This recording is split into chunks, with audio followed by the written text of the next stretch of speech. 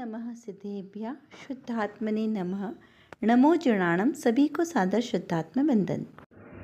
आज फाल्गुन शुक्ल 12 का यानी द्वादशी का यह शुभ मंगल पावन दिवस है और प्रतिदिन प्रसारित होने वाले संदेश में से आज ये जो संदेश हमें प्राप्त हुआ है, ये 10 लक्षण महापर्व के शुभ अवसर पर 8वें दिन यानी उत्तम त्याग धर्म के प्रेरणा देता हुआ यह संदेश हमें प्राप्त हुआ है, जो स्वामी कार्तिकेय द्वारा लिखा गया संदेश और साथ ही में श्री पद्मनंदी पंचविंशति ग्रंथ के आधार से लिया गया है। यहाँ पे कार्तिकेय स्वामी लिखते हैं कि उत्तम त्याग धर्म जो मिष्ट भोजन को, राग द्वेष को उत्पन्न करने वाले उपकरण को तथा ममत्व भाव के उत्पन्न होने में निमित्त ऐसे वसतिका आदि को छोड़ देता है, उस मुनि को त्याग धर्म होता है। यहाँ पर क्या बताना चाह रहे हैं कि वसतिका आदि यानी कि रहने का स्थान, तो जिसे अपने रहने के स्थान यानी आप उसे घर समझ सकते हो। एक्चुअली वसतिका जो मुनि राजा होते हैं वे अपने नगर के बाहर वन जंगल में ऐसी हट बनाकर रखते हैं जिसमें जो मुनिराज आते हैं वो वहाँ पर रह सकते हैं जितने समय उन्हें वहाँ पर विश्राम करना होता है, क्योंकि मुनिराज घर में तो रहते नहीं है। जहाँ पे गृहस्थी लोगों का आवागमन होता है ऐसे स्थान पर भी नहीं रहते, वे निर्जन स्थान पे गृहस्थ लोगों से दूर रहते हैं। तो ऐसे वहाँ पर उन वसतिका आदि से भी जिन्हें ममत्व नहीं है, क्योंकि वहाँ जितने समय उन्हें वहाँ पर ठहरना होता है उतना ठहर कर वो आगे निकल जाते हैं। तो इस प्रकार यहाँ पर कहा कि परद्रव्य में सब आ गए। हमें अपने घर से मोह होता है, घर की वस्तुओं से मोह होता है, लेकिन जो मुनिराज इन सब से निवृत्त होते हैं वे महान मुनिराज उत्तम त्याग धर्म को धारण करते हैं। उसके बाद यहाँ पर जो पंचविंशति का ग्रह में आया है, पद्मनंदी पंचविंशति का ग्रह में बहुत सुंदर इस ग्रंथ में वर्णन आया है। चरणानियोग का बहुत ही सुंदर ग्रंथ है ये। सम्यक प्रकार से श्रुत का व्याख्यान करना और मुनि आदि को पुस्तक, स्थान तथा कमंडल आदि जो संयम के साधन है उनको देना धर्म, ऐसे धर्मात्माओं को उत्तम त्याग धर्म है। आत्मा के भान पूर्वक मुनि दशा होती है, पर अभी पूर्ण स्थिरता नहीं है और विकल्प उठे तब मुनि श्रुत के शास्त्र का भली प्रकार से व्याख्यान करे, उसे उत्तम त्याग धर्म का। यहाँ पर त्याग धर्म के बारे में क्या बताया कि जो भी सम्यक प्रकार से यानी सच्चे श्रद्धान के साथ जिनवाणी को पढ़े, सुने, उसका चिंतन करे, मनन करे और जो संयम की साधना करने में रत ऐसे महामुनिराज आदि हैं उनको शास्त्रादिक भेंट करना, उनके संयम के उपकरण कमंडल, पीछी आदि को भेंट करना, ये सब उत्तम त्याग में आता है। यानी के लिए त्याग और दान दो शब्द यहाँ पर प्रयोग होते हैं। तो दान हमेशा जो अपनी वस्तु है उसका किया जाता है और जो बुरी वस्तु होती है उसका त्याग किया जाता है। यहाँ त्याग करना उत्तम धर्म में आता है, क्योंकि यहाँ पर किसी के परवश के अवलंबन की आवश्यकता नहीं है। यहाँ पर मनुष्य जीव जो ज्ञानी जीव है वह स्वयं की किसी वस्तु को बुरा जानकर उसे त्याग कर देता है और वह त्याग धर्म है जो स्व के अवलंबन से होता है। और दान देने में दो बातें हैं, क्योंकि पुण्य के उदय में दान दिया जाता है और दान देने में दो लोगों की आवश्यकता है, एक दान देने वाला और एक दान लेने वाला। इस प्रकार वहाँ पे पराधीनता है और त्याग में पराधीनता नहीं है। त्याग में जो हम अपनी वस्तु का, बुरी वस्तु को ध्यान देंगे तो उसमें हमारे आत्मा में विशुद्धि बढ़ेगी। इस प्रकार वहाँ पर जीव का स्वयं का यहाँ पर बोलते हैं ना लाभ होता है। इस प्रकार यहाँ उत्तम त्याग धर्म का वर्णन बहुत ही सुंदर प्रवचन सार जी ग्रंथ की तात्पर्यवर्ती टीका में भी बहुत ही सुंदर वर्णन आया है। यहाँ पर त्याग का अर्थ है वितसर्ग यानी छोड़ना, छोड़ने से रिलेटेड है। त्याग का स्वरूप बताते हुए आचार्य देव कहते हैं कि निज शुद्धात्मा को ग्रहण करके बाह्य और अभ्यंतर परिग्रह की निवृत्ति को त्याग कहा है। 12 अनुपेक्षा ग्रंथ के अनुसार जो जीव सारे पर पदार्थों का मोह छोड़कर संसार, देह और भोगों से उदासीन रूप परिणाम रखता है उसके उत्तम त्याग धर्म होता है। निश्चय से तो आत्मस्वरूप का ग्रहण करते हुए मोह, राग, द्वेष भावों का त्याग करना ही उत्तम त्याग धर्म है। और निश्चय त्याग तो निश्चय त्याग के साथ बहिरंग में दया, दान, पूजा पाठ, भक्ति आदि के भावों में परिवर्तन करना व्यवहार से उत्तम त्याग धर्म है। आत्मशुद्धि के उद्देश्य से विकार भाव छोड़ना तथा स्व पर उपकार की दृष्टि से धन आदि का दान करना ये त्याग धर्म है। अतः भोग में लाई गई वस्तु को छोड़ देना वह भी त्याग धर्म है। आध्यात्मिक दृष्टि से अगर देखें तो राग, द्वेष, क्रोध, मान आदि जो विकारी भाव है उनका आत्मा से छूट जाना, उसमें नीची श्रेणी का त्याग, धन आदि से ममत्व छोड़ना और अन्य जीवों की सहायता करना, उनकी मदद करना, ये सब भी त्याग धर्म में आएगा। फिर अभी यहाँ पर हमें एक प्रश्न उठता है कि उत्तम त्याग के दिन दान की चर्चा क्यों करते हैं, है ना। वीतराग श्रेयस मार्ग में त्याग का महत्व सर्वोपरि है, इसीलिए इसका निर्देश गृहस्थ के लिए दान के रूप में किया गया है और साधु के लिए परिग्रह त्याग व्रत है। इस प्रकार यहाँ पर त्याग धर्म का स्वरूप बताया है। आगम में तो यहाँ तक कहा है कि अपनी शक्ति को न छिपाकर इस धर्म की भावना करने वाले तीर्थंकर प्रकृति का बंध करता है। तीर्थंकर प्रकृति कैसी है? सबसे उत्कृष्ट पुण्य प्रकृति है। इसीलिए आगम में गृहस्थ धर्म में दान की प्रधानता मानी गई है। दान भी को भी दो भागों में विभाजित किया गया है, अलौकिक दान और लौकिक दान। तो अलौकिक दान 4 प्रकार का है, जैसे आहार दान, औषधि दान, ज्ञान दान, अभय दान। और अलौकिक ज्ञान में से आहार दान और औषधि दान हम साधुओं को देते हैं और ज्ञान दान और अभय दान साधु हम श्रावकों को देते हैं। इस प्रकार से यहाँ इसको समझना है। तथा लौकिक दान साधारण व्यक्तियों को दिया जाता है, जैसे करुणा दान, औषधालय बनवाना, स्कूल बनवाना, प्याऊ बनवाना, वृक्ष लगवाना, अनाथालयों में दान देना आदि सब लगा लेना। निरपेक्ष वृत्ति से सम्यक्त पूर्वक सत्पात्र को दिया गया अलौकिक दान दातार को परंपरा से मोक्ष प्रदान करता है। पात्र दान उसमें भी 3 प्रकार के हैं, पात्र दान, कुपात्र दान और अपात्र दान। अब इसमें भी दान में भावों की मुख्यता है, जैसे परिणाम से दान दिया जाएगा उस अनुसार उसका फल मिलता है। अब ये जो 3 प्रकार के दान का है, इसमें भी उत्तम, मध्यम और जघन्य 3 प्रकार से दिए जा सकते हैं। सामान्य रूप से दान का लक्षण स्वपरोपकारोनुग्रह, यानी कि स्वयं अपने और दूसरों के उपकार करने के लिए वस्तु का त्याग करना, वो दान है। ऐसा सर्वार्थ सिद्धि ग्रंथ में वर्णन आया है। दान के भेदों को विशेष रूप से अगर हम जाने तो आहार दान किसे दिया जाएगा? भावलिंगी दिगंबर मुनिराजों को नवधा भक्ति पूर्वक, और वो कैसे? 46 दोनों दोषों से रहित शुद्ध आहार देना, वो आहार दान है। और ये चारों दानों में सर्वश्रेष्ठ दान माना गया है। रत्नकंठ शाउकाचार्य जी में बहुत सुंदर वर्णन दान के प्रकरण में आया है। औषधि दान, रोग का नाश करने वाली प्रासुक औषधि मुनिराजों को देना, जिससे उनका रत्नंत्र धर्म अच्छे से बना रहे, उसे औषधि दान कहा। ज्ञान दान में जिन वचनों को पढ़ना, पढ़ाना, योग्य पात्र को जिनवाणी भेंट करना, ये सब ज्ञान दान में आता है और ज्ञान दान भी बहुत महत्वपूर्ण दान है। अभय दान में मरण से भयभीत जीवों का रक्षण करना, धर्मी और धर्मायतनों की रक्षा करना अभय दान कहलाता है।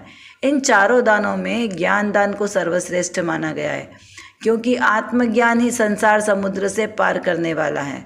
इसीलिए तो कहते हैं आत्मज्ञान ही ज्ञान है, शेष सभी अज्ञान, विश्व शांति का मूल है वीतराग विज्ञान। इस प्रकार से संसार सागर धर्मामृत में दान के 3 भेद जो कहे हैं, सात्विक दान, राजस दान और तामस दान। अब सात्विक दान में किसे लेना? कि जिस दान में अतिथि का कल्याण हो, जिससे पात्र की परीक्षा और निरीक्षण स्वयं किया जा सके और जिसमें श्रद्धाधिक गुण हो, उसे सात्विक दान कहते हैं। राजस दान में जो दान केवल अपने यश के लिए दिया जाता है, जो थोड़े समय के लिए सुंदर और चकित करने वाला हो और दूसरे से दिलाया गया हो, उसे राजस दान कहते हैं। तामस दान में जिसमें पात्र अपात्र का कुछ ख्याल नहीं किया गया हो, अतिथि का सत्कार न किया गया हो, निंद्य और जो सेवकों को और दासों को से कराया गया हो, उसे तामस दान कहते हैं। अब देखिए, जो दान है, दान में सुपात्र को जो चारों प्रकार का दान देना और देवशास्त्र गुरु की पूजा करना श्रावक का मुख्य धर्म है। अब ये दोनों कार्य जो प्रतिदिन अपना कर्तव्य मानकर पालन करते हैं, वही सच्चा श्रावक है। जो व्यक्ति लक्ष्मी का संचय करके पृथ्वी में गाड़ देता है, या आज के हिसाब से कहे तो तिजोरी में बंद कर देता है, बैंक में रख देता है, वह मनुष्य उस लक्ष्मी को पत्थर के समान कर देता है। जैसे कुएं का पानी और कुएं में निकलता रहे तो निर्मल भी रहता है और बढ़ता भी रहता है, लेकिन यदि पानी कुएं से निकाला ही न जाए तो वो पानी वहाँ पर सड़ जाता है। उसी प्रकार व्यक्ति अपनी लक्ष्मी को धर्म की प्रभावना और दूसरों की सहायता में जब खर्च करता है तो वास्तव में वह धन सफल भी है और निरंतर वृद्धि को प्राप्त होता है। अन्यथा कुएं में सड़े हुए पानी की तरह वो भी बेकार हो जाएगा, क्योंकि लक्ष्मी तो चंचल है, वो नष्ट हो जाती है। इसी प्रकार सागर धर्मामृत में आचार्य देव ने और गृहस्थ के स्वरूप को बताते हुए कहा कि गृहस्थ अपने कमाए हुए धन का 4 भाग करे, उसमें से 1 भाग तो वो जमा करे, दूसरे भाग को जरूरत के सामान खरीदे और तीसरे भाग से धर्म कार्य और अपने भोग सामग्री में खर्च करे और चौथे भाग से अपने कुटुंबजन का लालन पालन करे। तो इस प्रकार यहाँ पर कहा है कि जो पात्र दान को दिया गया दान तो शुभ है, पुण्य का बंद करने वाला है, परंपरा से मोक्ष का कारण है। लेकिन कुपात्र को दान दिया गया करुणा दान, वो कुभोग भूमि के मनुष्यों में उत्पन्न करने का कारण है। और अपात्र जो पात्र ही नहीं है, वो शव को सजाने की तरह है, शव को मंडाने की तरह यहाँ पर आचार्य देव ने निष्फल कहा है कि उसका कोई फल नहीं है, सार्थक नहीं है। तो भाई, ये धन, जीवन, यौवन सब क्षण भंगुर है, मरण अचानक आएगा। तो तेरे दान, तप, शील आदि भावों से कमाया हुआ पुण्य ही परलोक में हमारे साथ जाएगा। ये धन तो हमारे साथ जाने वाला नहीं है। तो आज तो हमें भोग सामग्री मिली है, तो वो पूर्व भाव में भी जैसा दान दिया गया उसके फल में मिलती है। संसार के अन्य कार्यों में, विषय भोगों में, कुटुंब के विषय कषायों में जो धन खर्च होता है, वह केवल पाप का बंद कराने वाला, संसार में डुबोने वाला है। भोजन करना तभी सफल है जो दान पूर्वक दिया जाए, क्योंकि अपना पेट तो पशु भी भर लेता है। जैसे समुद्र में रत्न भी बहुत है और जल भी बहुत है और खारा है, और मगरमच्छों से भरा होने के कारण रत्न निकाला नहीं जा सकता। सो रत्न और जल दोनों ही कैसा है, उपकार न करने के कारण निष्फल है, कोई काम के नहीं है। ठीक उसी प्रकार कंजूस का संचित धन दूसरों के उपकार से रहित होने के कारण निष्फल है। धन पाकर भी यदि धर्म कार्यों में उसका सदुपयोग नहीं किया जाए तो हम उस धन के स्वामी नहीं, चौकीदार है, जिसका दुष्फल हम वर्तमान में तो प्रत्यक्ष देखते ही हैं। बहुत से लोग अन्न करते हुए मर जाते हैं। किसी के पास बहुत सारा धन वैभव है, लेकिन रोगों के कारण वो अपने धन का उपभोग नहीं कर पाता। कुछ लोग पैसा होकर भी दरिद्रता दिखाते हैं, घर घर मांगते फिरते हैं, फिर भी उनकी कोई देख रेख नहीं करने वाला करता है, इसीलिए सब उसे हीन दृष्टि से देखते हैं। ये सब पूर्व जन्मों का फल है। धन से तीव्र ममता बांधकर कृपण होकर धन संचय करने और दान न देने का ही फल है कि वह भिखारी दरिद्र बनता है मन से। अधिक क्या कहें, हम सभी जानते हैं।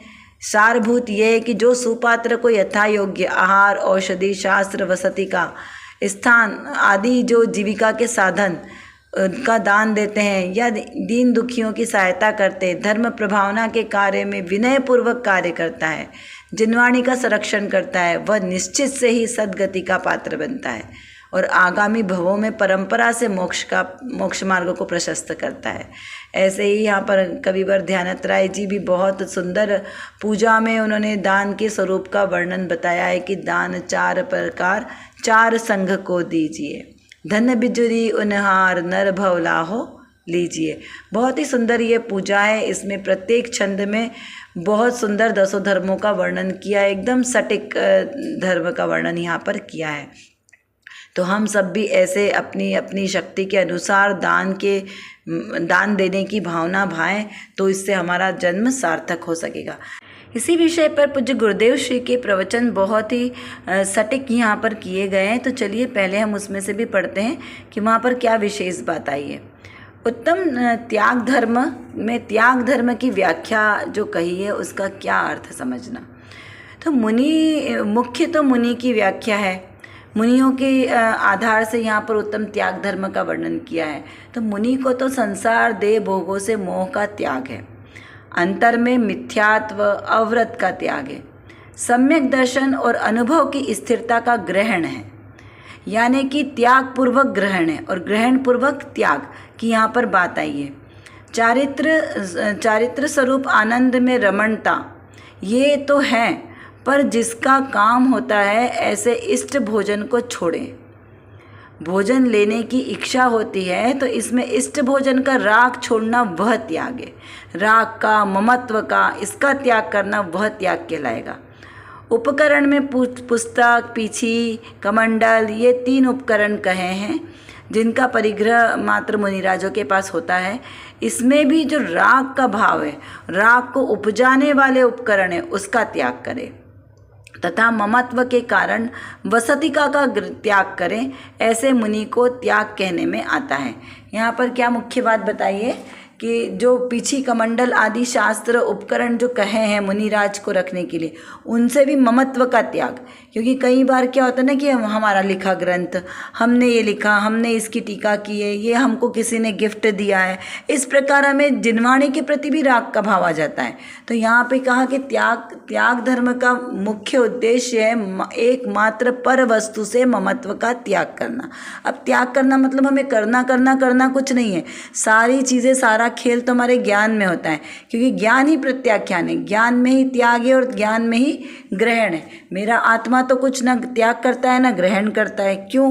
क्योंकि मेरा आत्मा त्यागोपादान शून्य तो शक्ति से परिपूर्ण है। तो ना तो उसने आज तक कभी किसी परद्रव्य को ग्रहण किया और ना ही कभी उसका त्याग करता है। तो इस प्रकार जो महामुनिराज होते हैं उनके ज्ञान में पर वस्तुओं का त्याग है। पीछी कमंडल भी साथ रहते हैं क्योंकि संयम के उपकरण है, लेकिन उनके प्रति भी उन्हें ममत्व का भाव नहीं होता, किंचित मात्र भी परिग्रह उनके पास नहीं होता। इस प्रकार यहाँ उत्तम त्याग धर्म का स्वरूप है। हम भी अपने जीवन में इस प्रकार उत्तम त्याग की भावना भाएं और पूर्णतः त्याग करने का ऐसे हम प्रयास करें, पुरुषार्थ करें, जिससे हमारा यह भाव सार्थक हो सकता है। चलिए कुछ प्रश्नों के माध्यम से थोड़ा सा विचार चिंतन और करते हैं। उत्तम त्याग धर्म का क्या अर्थ समझना। त्याग और दान में क्या अंतर है। त्याग कितने प्रकार का होता है। उत्तम त्याग धर्म के धारक कौन होते हैं और ये किसका स्वभाव है। उत्तम पात्र को दान तथा त्याग करने का परिणाम का क्या फल होता है, इसका विचार चिंतन कीजिए। किस प्रकार का त्याग करना निष्फल हो जाता है। देखिए, यदि त्याग जो हमने 4 प्रकार के दान कहे हैं, अभय दान, आहार दान, ज्ञान दान और औषधि दान, यदि इन 4 प्रकार के दानों को त्याग समझ ले कोई तो क्या होगा, इस पर विचार चिंतन कीजिए। जैसे आहार का त्याग, औषधि का त्याग, अभय का त्याग और ज्ञान का त्याग। तो इस प्रकार अगर इससे क्या फ़र्क पड़ेगा जीवन में, इसका हमें बहुत शांति से विचार चिंतन करना है कि कहीं ऐसा तो नहीं कि हम अज्ञानता के कारण इस प्रकार से चर्या कर रहे हैं। मान तो नहीं रहे, लेकिन हमारी ऐसी चर्या हो रही हो तो हमें कहाँ सुधार करना है, इसका विचार करें। कर विचार तो पाम, हम जितना विचार करेंगे उतना ही हमारा विषय क्लियर होगा, क्योंकि हमारे पास समय की कमी है और जानना बहुत ज़्यादा है। और किसको जानना है? अपने ही ज्ञायक स्वभाव को जानना है। तो जब तक हम अपने इस ज्ञायक स्वभाव को नहीं जानेंगे तब तक हमारा कोई भी कार्य सिद्ध नहीं हो सकता।